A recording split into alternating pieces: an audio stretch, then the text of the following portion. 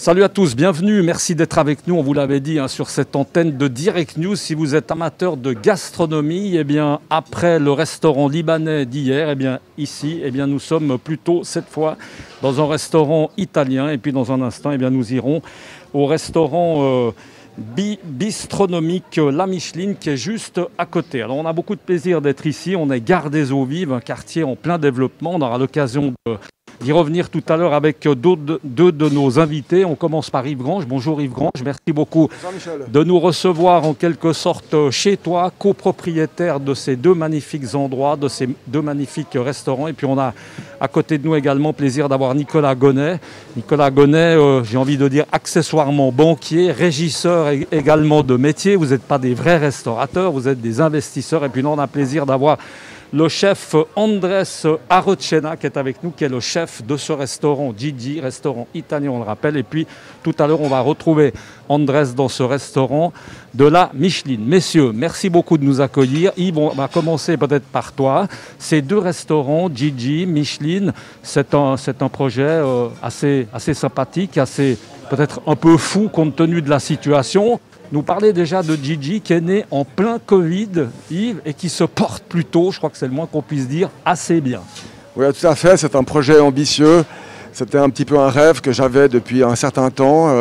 Ça a été une longue procédure avec un concours lancé par les CFF qui a duré une année et qui, après encore une année de travaux supplémentaires, a permis de donner naissance à ces deux restaurants, donc Gigi et La Micheline. Et c'est vrai que c'est déjà compliqué d'ouvrir deux restaurants lorsqu'il n'y a pas le Covid, mais avec le Covid, on a dû un petit peu composer avec et trouver des solutions un petit peu au quotidien. Ça s'est joué à 3 jours près, C'est vrai que tout était prêt pour ouvrir et puis il a fallu pratiquement refermer et réouvrir. Ça a été un peu le parcours du combattant. Alors, c'est le parcours du combattant. On a ouvert ici le 12 mars, on a dû fermer le 14 suite aux instructions de la Confédération.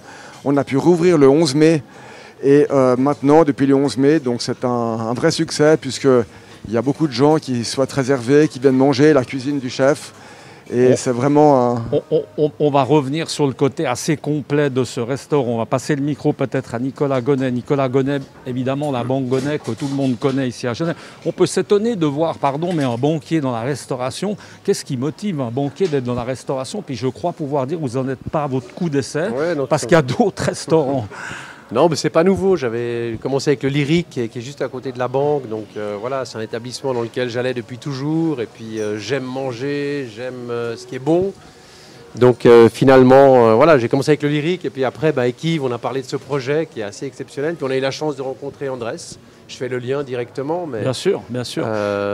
C'est une période spéciale. On avait aussi envie de trouver un concept différent. Ça manque à Genève, des restaurants comme ça, comme cette pizzeria, comme la Micheline. Donc voilà, les deux ensemble, on s'est dit qu'il y avait quelque chose à faire. Et puis ça faisait Nicolas, juste un mot peut-être sur ce qui fait que vous êtes associé. Il y a aussi un petit lien de famille. Ce qui fait qu'on est associé, c'est qu'on est quand même cousins. C'est ça. Donc, on est cousins issus germains. Et puis on se connaît depuis longtemps. On avait envie de faire un projet ensemble. Donc là, on a réussi à réaliser un certain rêve. Yves aussi avait avant les Trois Verts, qui est un établissement qui a bien fonctionné.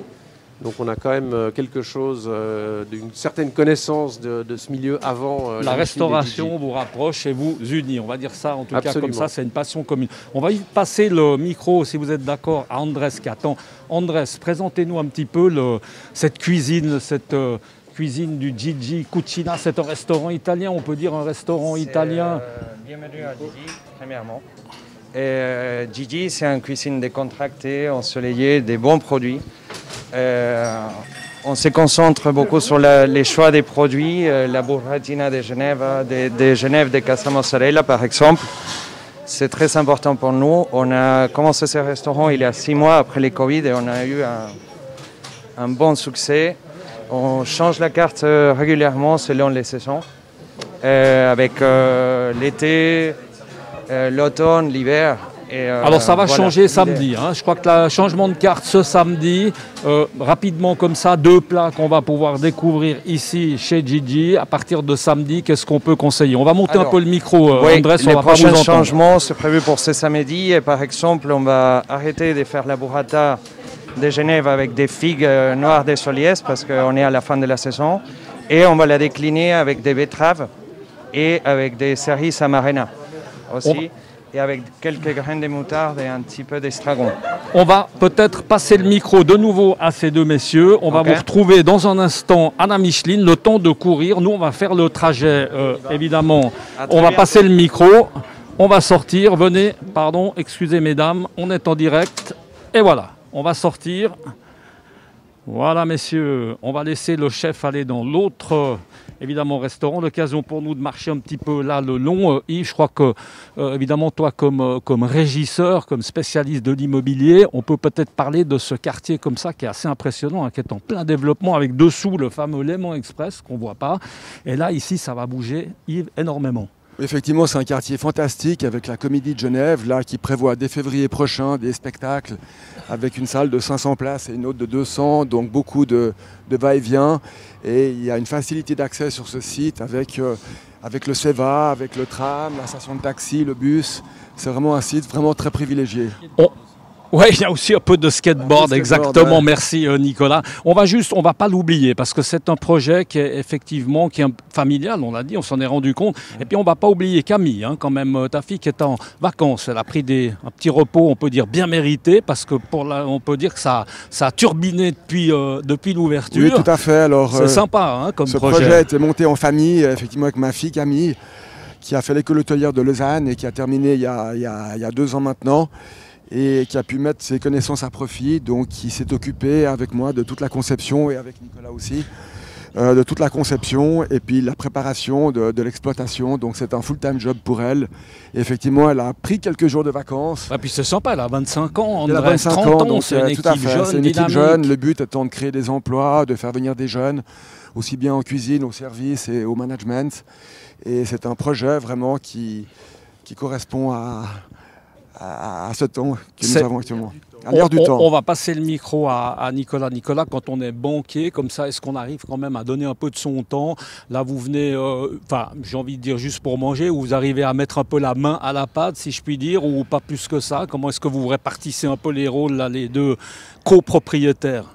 Ouais, c'est une bonne question. Alors évidemment, quand on est avec un régisseur et puis quelqu'un qui est dans l'immobilier, qui a fait des projets immobiliers, des promotions, tout ce qui est construction, qui est contrôle des travaux. On va aller se mettre gentiment au chaud et remettre le masque. Allez-y, avec Nicolas. Plaisir. C'est Yves qui s'est beaucoup occupé de ça. Alors moi, j'ai donné un petit peu des touches au niveau de la décoration, etc. On a fait d'ailleurs un voyage à Paris, c'est important, parce qu'on a été s'inspirer un petit peu dans d'autres des capitales, dans des villes, pour voir un petit peu ce qui se faisait.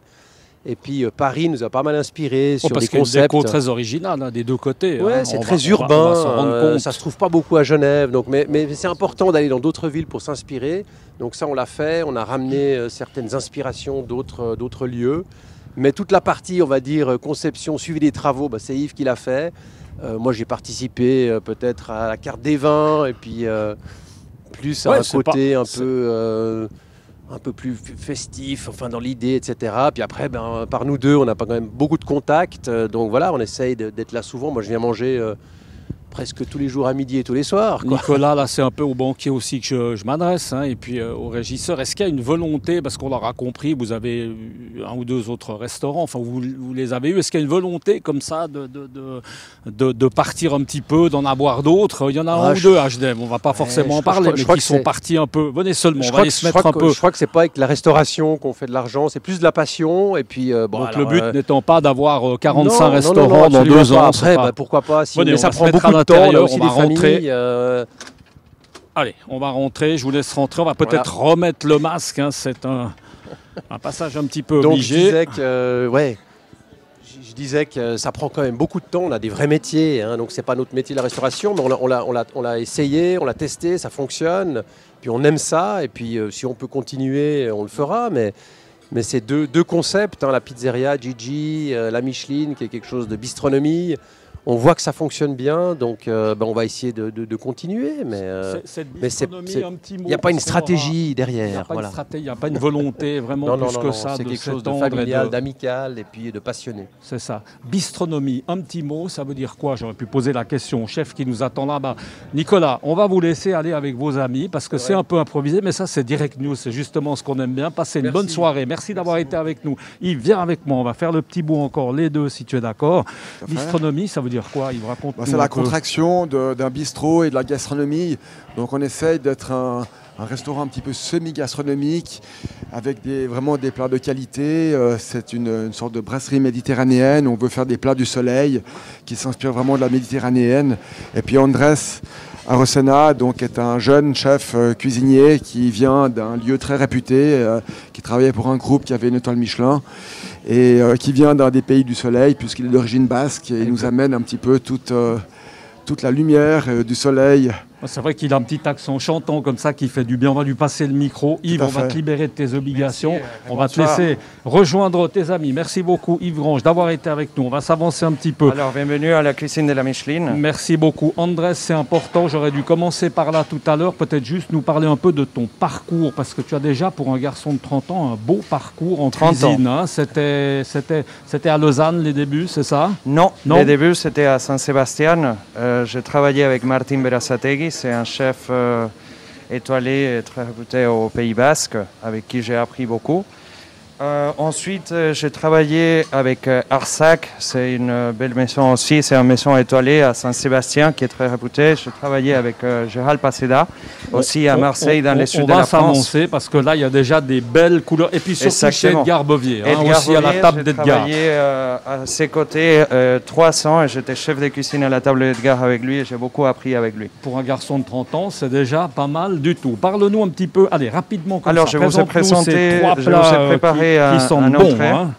C'est un maquereau brûlé à la flamme avec un petit peu de sucre moscovado, une petite salade d'algues, tarama et un mousse d'avocat au coriandre. On passe à côté. Ça, c'est un riz moelleux au citron et au moule de bouchot avec un lot façon langouste. Ok. Et on termine avec celui-ci. Et ce dessert signature de la Micheline, pour l'instant, c'est un gelé à la noix de coco avec cadaïf croustillant et un gelé au citron vert. Alors, si on devait dire, pendant qu'on va terminer gentiment ce reportage sur ces images signées Pierre Belly de chez Cornon Studio, que je remercie en passant, qu'est-ce qu'on peut... Le plat, par exemple, le plat signature, c'est lequel, Andrés? Je sais que vous n'aimez pas trop le mot, parce que tous les plats sont signatures, mais il y en a peut-être quand même un ou deux, comme ça, qui sont un peu des spécialités. C'est pas facile à dire, parce que ça fait même pas 2 mois qu'on est ouvert. Alors, on a des bons retours sur tous les plats, heureusement. Mais par exemple, on a déjà fait un changement des cartes. Les macros, on l'a laissé parce que je crois que c'est un plat qui est unique. Je m'identifie beaucoup avec ces plats, avec les couleurs, la fraîcheur et les produits.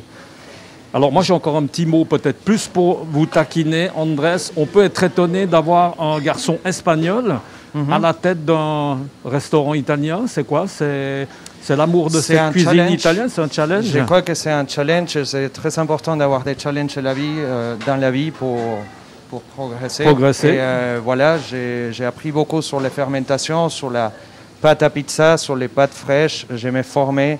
Voilà, je crois que c'est les résultats qu'il y a à Gigi aujourd'hui avec les bonnes équipes que j'avais pour l'ouverture et l'équipe que j'ai aujourd'hui. Alors la belle équipe, en tout cas, on la voit ici, en tout cas, ça va excellent à fond. Équipe. Évidemment qu'on est juste avant le service. Merci beaucoup, Andrés, de nous avoir reçus. Merci à vous pour la visite. Dans cette cuisine ici de la Micheline, on vous le rappelle, on est à la gare des Eaux Vives. C'est un nouveau quartier en pleine effervescence, juste à côté. Eh bien, tout à l'heure, nous étions chez Gigi Cucina Bar. On se retrouve très bientôt pour parler gastronomie. On aime bien la gastronomie sur cette antenne. À très bientôt. Belle soirée. À bientôt. Ciao. À bientôt. Merci.